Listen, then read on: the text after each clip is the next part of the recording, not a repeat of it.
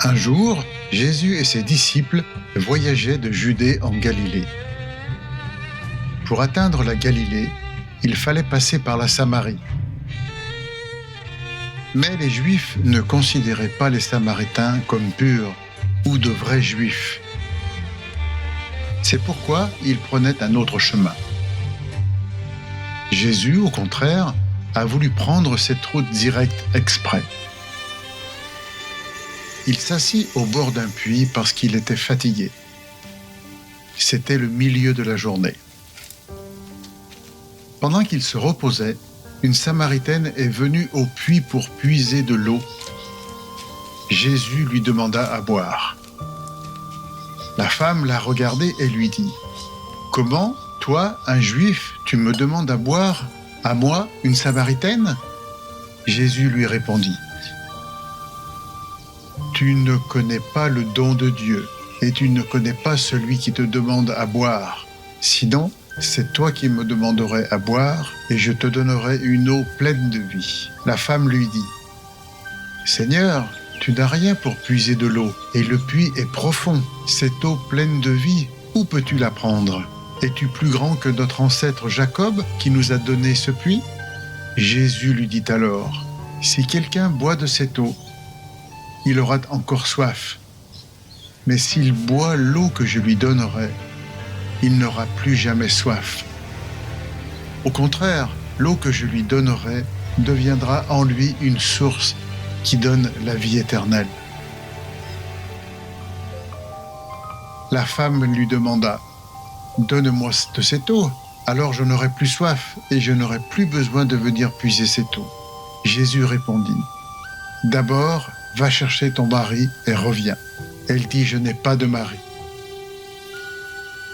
Et Jésus dit : « Tu as raison quand tu dis que tu n'as pas de mari, parce que tu as eu 5 maris, et que celui avec qui tu vis maintenant n'est pas ton mari. » Elle lui dit donc : « Seigneur, tu es un prophète, je le vois.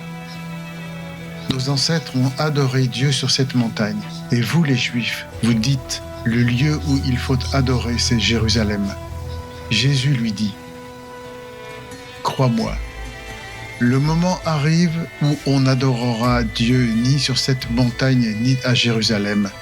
Dieu est esprit. C'est pourquoi ceux qui l'adorent en esprit et en vérité. » La femme dit : « Je sais que le Messie viendra, et quand il viendra, il nous expliquera tout. » Il lui répondit : « Le Messie, c'est moi qui te parle. » À ce moment-là, les disciples qui étaient en ville pour acheter de la nourriture sont arrivés et ils ont été surpris en voyant Jésus parler à une femme. Mais la femme a laissé sa cruche. Elle est partie en courant pour dire aux gens : « Venez voir, j'ai rencontré un homme qui m'a raconté tout ce que j'ai fait. C'est peut-être le Christ. » Les habitants de la ville sont venus et ont demandé à Jésus de rester avec eux plus longtemps.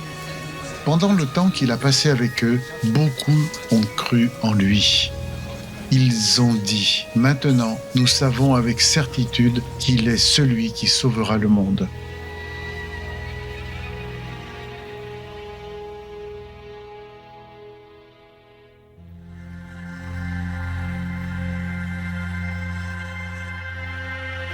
Que savons-nous à propos de la Samaritaine dans cette histoire ?